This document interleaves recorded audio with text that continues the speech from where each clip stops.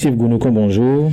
Bonjour Epiphane Chabi. Dans la rubrique Pieds chutés, on s'intéresse ce matin à la question de la maîtrise de l'eau pour une agriculture alternative. D'abord, vous dites que la maîtrise de l'eau est un facteur de développement socio-économique.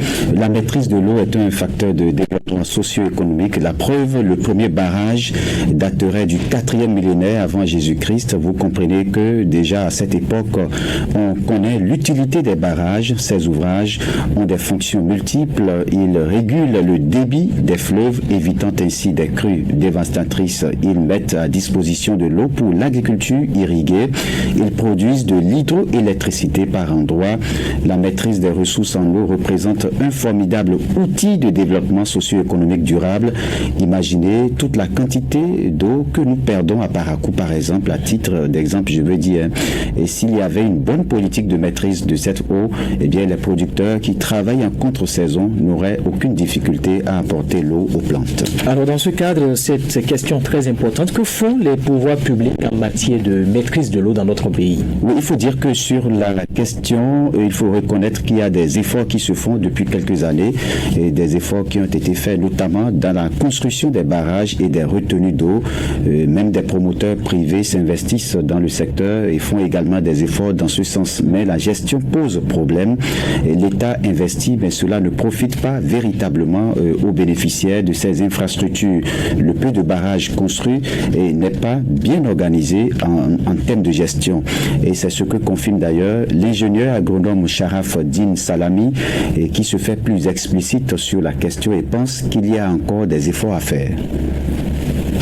L'État a fait des efforts. Ils ont mis un poste, un équipement qui devait permettre à tout le monde de pouvoir tirer le bénéfice de la retenue. Chemin faisant, il y a eu des couacs. Ça fait que c'est un peu délicat. Même celui qui a pris la gestion est obligé maintenant de courir encore pour essayer de sauver un peu les meubles. C'est difficile parce que l'idée de base était bonne. C'est d'avoir un point central qui pouvait aspirer l'eau et distribuer à tous ceux qui sont dans le périmètre. Maintenant, chemin faisant, il s'est fait que à peine la moitié tire bénéfice de l'investissement. L'autre moitié est obligée d'utiliser les motopompes de part et d'autre, ce qui fait que le débit qui sort n'est pas contrôlé. Le volume disponible est presque le même. Maintenant, si on ne contrôle pas les débits sortants, entrants, tu vois, même la gestion, la durabilité, tout ça, ça a un impact. Donc, je pense qu'à ce niveau, il y a beaucoup de travail encore à faire. Voilà, qui confirme qu'il y a encore du travail à faire. Vous nous dites donc qu'il y a encore des efforts à fournir dans ce sens. Oui, il y a des efforts à faire en matière de maîtrise d'eau, de construction de barrages et de retenue d'eau dans notre pays.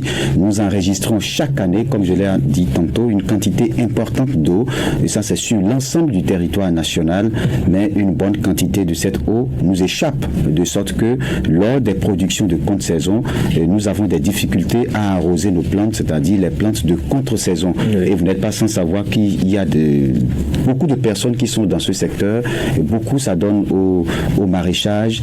C'est pourquoi cet ingénieur agronome propose ici quelques approches de solutions aux producteurs, notamment ceux qui produisent en saison sèche. On écoute l'ingénieur agronome Sharaf Din Salami.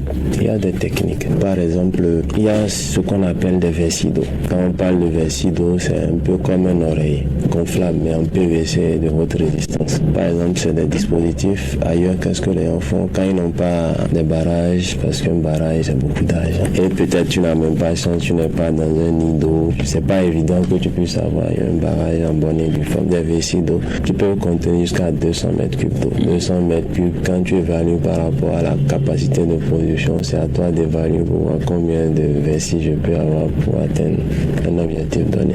Il y a même des petits vessies de 2 mètres cubes, 3 mètres cubes. Il y a même des vessies simples avec des entonnoirs. Tu poses quand il pleut là, toute l'eau là est drainée à l'intérieur de la vessie. Donc c'est des techniques qui existent, mais chez nous, pas encore là. Donc moi, j'avais amené une vessie de 2 mètres cubes comme démonstration pour montrer aux gens qu'il y a de ces techniques qu'on peut avoir comme alternative et tu n'as pas l'argent pour faire tout ça. Donc c'est des pistes de réflexion qu'il faut essayer de mûrir. Oui, pour finir, Raoul Sivgounou, quand vous nous dites que la maîtrise de l'eau est un grand atout pour la production de contre-saison. Oui, la preuve, Epiphane Chabi, les barrages nous permettent d'avoir des légumes frais, des laitues, des carottes, des choux, les betteraves, du haricot vert. Certains producteurs profitent des barrages pour faire des fruitiers, principalement des bananes, la papaye. Il y a de petits périmètres réservés à la production du riz. Ajouté à tout ceci, il y a la production du piment et des tomates. À Parakou, les producteurs profitent beaucoup du fleuve Opara pour faire ces cultures, par exemple. Autour du fleuve Opara, il y a un périmètre dédié au maraîchage. Et donc, c'est dit que partout, il y a des retenues d'eau. Ça permet aux producteurs de s'en sortir à bon compte. Et l'état de la voie et la distance font que beaucoup de producteurs renoncent à leur projet, à ce projet, et préfèrent les petites retenues d'eau qui sont quand même autour de la ville et à l'intérieur de la ville.